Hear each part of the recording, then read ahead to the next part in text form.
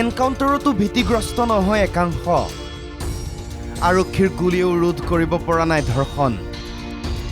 যেতিয়াই তেতিয়াই য'তে ত'তে বিকৃত যৌনাচাৰৰ বলি হৈছে মহিলা যুৱতী নাবালিকা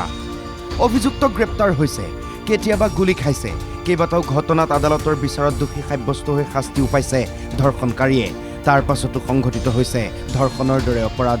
এইবাৰ ঘটনাৰ স্থান শিৱসাগৰৰ ডিমৌ অপহৰণ আৰু ধৰ্ষণৰ বলি নৱম শ্ৰেণীৰ ছাত্ৰী অভিযুক্ত এই দুটা সুনীল আৰু ভাইটি শুকুৰবাৰে বিয়লি প্ৰায় 4:20 ডিমৌ আৰক্ষী থানাৰ অন্তৰ্গত চিকাৰীভেটি অঞ্চলৰ পৰা অপহৃত হৈছিল কিশোৰীগৰাকী বিয়লি এটা পথেৰে খোজকাঢ়ি গৈ আছিল ভুক্তভোগী তেতিয়া এখন টাটা বাহনত অহা তিনি যুৱকে মুখত খোপা দি অপহৰণ কৰি নিয়ে কিশোৰীগৰাকীক অপহৰণ কৰি ছাত্ৰীগৰাকীক সুনীলৰ ঘৰলৈ লৈ যায় দলটোৱে তাৰ পাছতে ঘৰৰ ভিতৰত উচ্চ স্বৰত সংগীত বজাই সুনীল আৰু ভাইটিয়ে নাবালিকাক উপৰ্যু কৰি ধৰ্ষণ কৰাৰ অভিযোগ খুৰাৰ ৰাগীত মাতাল হৈ থকা দুই অভিযুক্তৰ কবলৰ পৰা কোনোমতে পলাই আহি ঘটনা সন্দৰ্ভত মাতৃক অৱগত কৰে কিশোৰীগৰাকীয়ে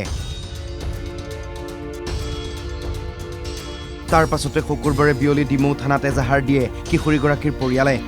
মন কৰিবলগীয়া কথাটো হ'ল ভুক্তভোগী কিশোৰীগৰাকী এগৰাকী ৰাষ্ট্ৰীয় পৰ্যায়ৰ টাংচুডু খেলুৱৈ আশ্চৰ্যজনকভাৱে এজাহাৰ দাখিলৰ দুদিন পাছতো অভিযুক্তক গ্ৰেপ্তাৰত ব্যৰ্থ ডিমৌ আৰক্ষী এই ঘটনাক লৈ স্বাভাৱিকতে সমগ্ৰ শিৱসাগৰত সৃষ্টি হৈছে তীব্ৰ প্ৰতিক্ৰিয়াৰ এগৰাকী ৰাষ্ট্ৰীয় পৰ্যায়ৰ খেলুৱৈ এনেদৰে বিকৃত যৌনাচাৰৰ বলি হোৱাৰ পাছত ঘটনাক লৈ আৰক্ষীৰ সোপাঢিলা তদন্তত গৰজি উঠিছে শিৱসাগৰৰ দল সংগঠন অতি মৰ্মান্তিক ঘটনা এটা আটাইতকৈ অসহনীয় এটা ঘটনা কাৰণ এজনী নাবালিকাৰ ওপৰত আক্ৰমণ কৰিছে আৰু তাতকৈ দুৰ্ভাগ্যজনক বিষয় এটা যোৱা শুকুৰবাৰে এই বৰ্বৰ কাণ্ডটো হৈ যোৱাৰ পাছতো আৰক্ষীয়ে এতিয়ালৈকে সেই দোষী ব্যক্তিকেইজনক আটক কৰিব পৰা নাই শুকুৰবাৰ দিনাখন অপহৰণ কৰি ধৰ্ষণ কৰা হ'ল ডিমৌ থানাত গোচৰ ৰুজু কৰা হ'ল কিন্তু আজি উপতিলৈকে অপৰাধীক আৰক্ষীয়ে গ্ৰেপ্তাৰ কৰিব পৰা নাই যিকেইজন ধৰ্ষণকাৰী আছিলে আজি তাৰিখলৈকে প্ৰশাসনে কৰায়ত্ব কৰিব পৰা নাই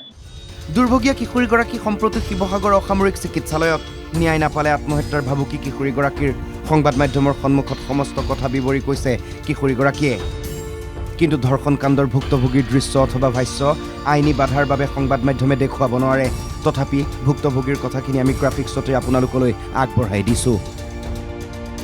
মানে মোৰ শুকুৰবাৰে কেছ এটা হৈ গ'ল সন্ধিয়া মই মাৰ ওচৰলৈ যাওঁ দোকানলৈ এইকেইদিন মই স্কুললৈও যোৱা নাছিলোঁ মোৰ পৰীক্ষা আহি আছে সিদিনা অকণমান দেৰি হৈ গ'ল 3:30 বজাত মানে মই মোৰ মাৰ ওচৰলৈ যাওঁতে হঠাৎ এচি গাড়ী এখন আহিলে মা দোকানত আছিল তেতিয়া দুটা ল'ৰা মানে তিনিটা ল'ৰা আছিলে এটাই মাস্ক পিন্ধি আছিল দুটা ল'ৰাই মোক টানি আনি মেলি গাড়ীৰ ভিতৰত ভৰাই দিয়ে মুখখন সোপা মাৰি ধৰিছিল ভৰি দুখন মোৰ গাৰ ওপৰত তুলি দিছিল তাৰপিছত সিহঁতে তুফান গৈ মেলি সিহঁতৰ ঘৰৰ ওচৰত ৰখালে নাম সিহঁতৰ সুনীল আৰু ভাইটি সুনীল তপ্ন লিখে চাগে তাৰপিছত ঘৰৰ ভিতৰত পুৰা ফুল ভলিউমত ডেক বজাই দুইটাই মোক বলৎকাৰ কৰে মই খুব চিঞৰিছিলোঁ নাই একো নহ'ল ককায়েকে বলৎকাৰ কৰিছে সৰুটোৱে ধৰিছে সৰুটোৱে বলৎকাৰ কৰিছে ককায়েকে ধৰিছে তাৰপিছতে হঠাৎ কাৰেণ্ট গ'ল আৰক্ষীয়ে ভুক্তভোগী কিশোৰীগৰাকীৰ এই ভাষ্য গ্ৰহণ কৰিছে অভিযুক্তদ্বয়ৰ ঘৰো আৰক্ষীক দেখুৱাই দিছে ছাত্ৰীগৰাকীয়ে তাৰ পাছতো দুই অভিযুক্তক গ্ৰেপ্তাৰত ব্যৰ্থ ডিমৌ আৰক্ষী যিসকল অপৰাধীসকলৰ ঘৰ তেওঁলোকৰ ঠিকনা আৰু যিখন গাড়ী তেওঁলোকে ব্যৱহাৰ কৰিছিলে সেই গাড়ীৰ এটা বৰ্ণনা দিয়াৰ পাছতো আমাৰ স্মাৰ্ট অসম আৰক্ষীয়ে এতিয়ালৈকে কৰায়ত্ব কৰিব নোৱাৰাটো অতিকে দুৰ্ভাগ্যজনক বিষয় ভুক্তভোগীয়ে খবৰ পোৱা মতে তাৰে সুনীল আৰু ভাইটি নামৰজনক চিনাক্ত কৰি ঘৰো দেখুৱাই দিছে কিন্তু তথাপি তেওঁলোকক গ্ৰেপ্তাৰ কৰিবলৈ সক্ষম হোৱা নাই